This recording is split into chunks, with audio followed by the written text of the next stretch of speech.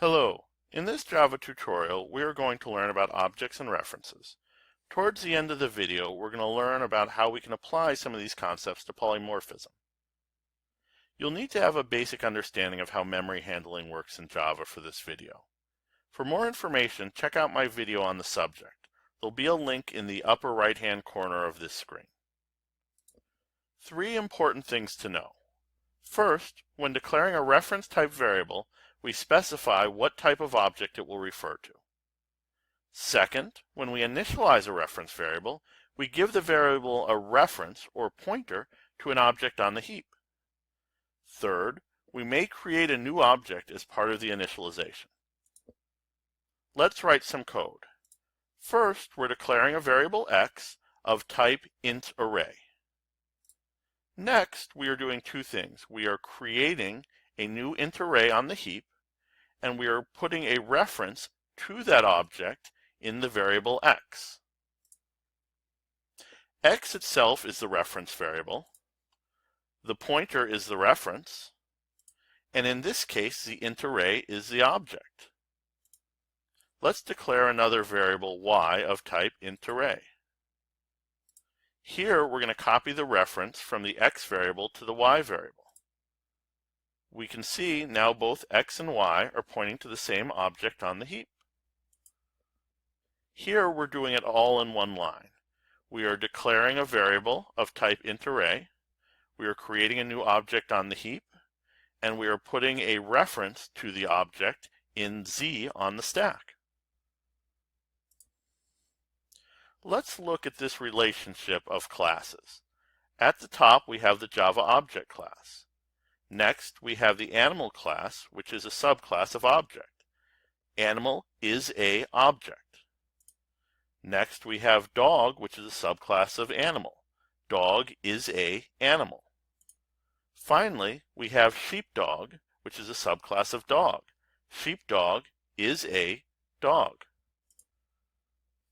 Let's write some more code. Here's an example. We have animal Joe equals new animal. Next, we are creating a dog reference variable called Mr. Pickles and setting it equal to a new dog object. Joe is a reference variable of type animal, and it points to an object of type animal. Mr. Pickles is a reference variable of type dog, and it points to an object of type dog. Now, let's look at something interesting we can do with polymorphism. Here, we're declaring a variable spot of type animal, and we're having it refer to a new sheepdog object. This is legal because sheepdog is a subclass of animal. We may have a reference variable refer to an object of a different type as long as the object it refers to is a subclass. So since the reference variable is an animal and the object is a sheepdog, this is perfectly legal. A reference variable of one type can point to an object of a different type if the object is a subclass of the reference variable. So let's look at some examples. If we had a reference variable of animal and an object type of animal, this would be fine. We can always have a reference variable point to an object of the same type. Next, let's look at another example. We have a reference variable animal and an object type dog. This is fine because the object dog is a subclass of the reference variable type animal. Third, we have a dog type reference variable and a sheepdog object. This is again legal because a sheepdog is a subclass of dog. Finally, let's look at this example. We have a reference variable sheepdog and an object dog. This is not legal because dog is not a subclass of sheepdog. For further reading, check out this website or type Creating Objects Oracle into Google and choose the first result. In future lessons, we're going to learn more about the limitations of polymorphism and how we can do it to improve our programming.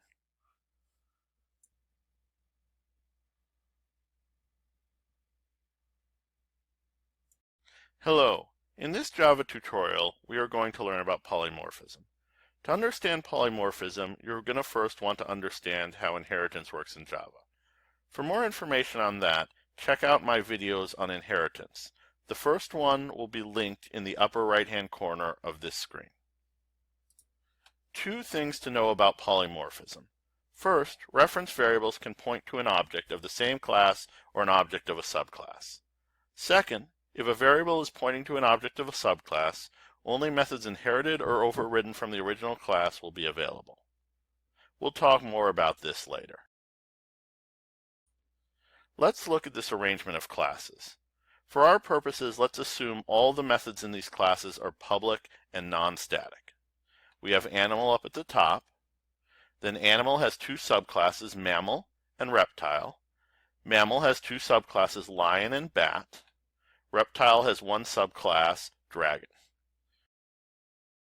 In some cases, we'll be adding on new methods in the subclasses.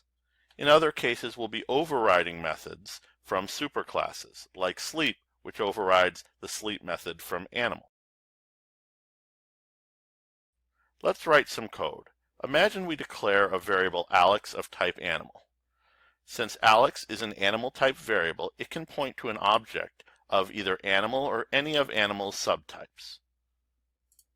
Imagine we have Alex point at a new instance of the lion class. Alex will be able to access several methods. First, it will be able to access eat, which is inherited from animal. Second, it will be able to access sleep, which is overridden in lion, and it's overridden from animal.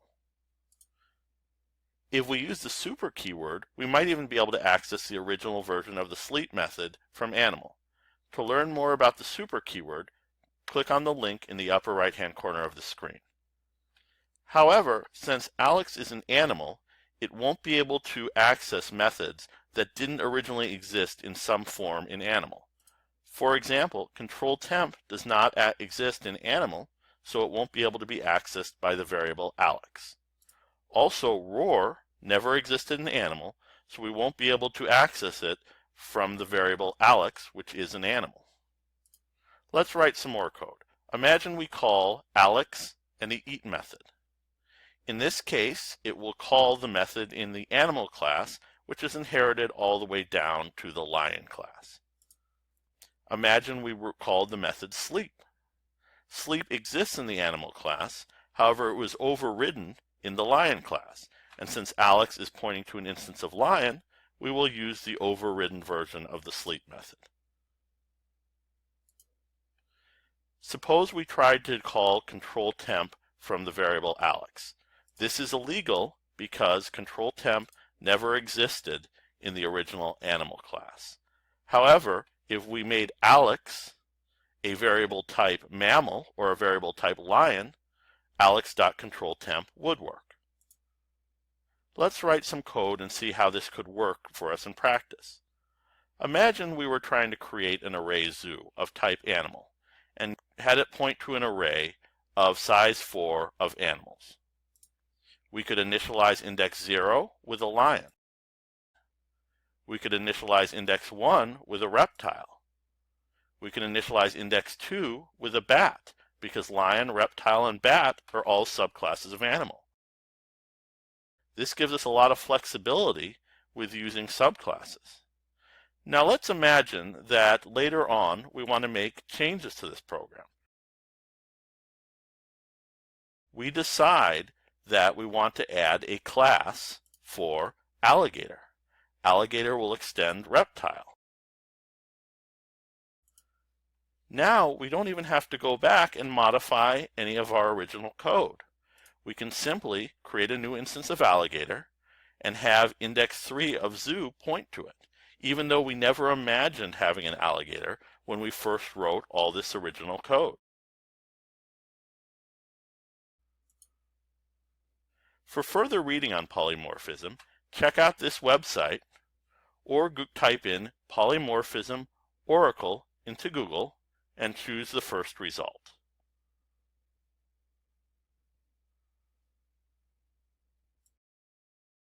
Hello. In this Java tutorial, we are going to learn about casting an object. Before watching this video, you're going to want to have a general understanding of polymorphism in Java. For more information on that topic, please click on the link in the upper right-hand corner of this screen. Some important facts. Casting objects allows us to convert a reference variable to another type. Java will upcast a variable automatically. We must downcast a variable manually. We'll have some examples of this later on. Let's look at some classes that are in a superclass-subclass relationship. We always say that a subclass is in an is-a relationship with a superclass. So a mammal is a animal, and a lion is a mammal. We could also say lion is a animal. The animal class has an eat and a sleep method. The mammal class introduces a control temp method. The lion class inherits the eat method from animal. It also overrides the sleep method, and it adds a new roar method. Next, let's write some code. We'll start by declaring a reference variable, gen, of type animal, and setting it equal to a new instance of the lion class. The reference variable is placed on the stack, and the instance of lion is on the heap. This is called upcasting and is done automatically by Java. We call it upcasting because the object lion is cast up to the animal reference variable. When upcasting, the variable type determines what methods are available to call. So, eat and sleep are available to be called from gen. The object type determines what version of the method is executed. Eat is inherited all the way down to lion. However, we override sleep in the lion class, so it'll call the version of sleep in lion since it is pointing at an instance of lion. Next, let's call the two available methods from gen. We call eat and sleep, which is legal because, as mentioned before, there is a version of both the eat and sleep methods in the animal class. Next, we try calling roar from gen. Even though gen is pointing at an instance of lion, since gen is a reference variable of type animal and roar does not exist in animal, this is illegal. Now let's look at another example that's a little more complicated. We're creating a new reference variable, Susie, of type lion, and we're trying to copy the pointer from gen so it'll also point at this instance of lion. This will create an error. The reason for this is out of caution, the Java compiler is concerned that the reference variable gen may not be pointing at a lion. It could legally point at an animal or any other subclass of animal like mammal. Because of this, it doesn't want to let us copy the pointer to our new lion reference variable in case gen isn't really pointing at a lion. Next, we're going to look at casting an object so we can see how to do these two things legally. Here, we are casting the reference variable gen to a lion. Notice the extra set of parentheses. This is to ensure gen is cast as a lion object before we try to call the roar method. This is legal because we are assuring the compiler that gen is in fact pointing at a lion type object. Next, we are creating a lion Susie, and we are casting the gen reference variable as a lion. We are assuring the compiler again gen is in fact pointing at a lion, so it is comfortable copying the pointer to the new reference variable Susie. We call this downcasting because we are casting an animal reference variable down to the lion subclass. Next, we are going to look at a final example. Here, we are declaring a reference variable Joe of type mammal on the stack. Then we are having Joe point at a new instance of mammal on the heap. Here, we try casting Joe as a lion. This will generate an error because we are assuring the compiler that Joe is in fact pointing at a lion.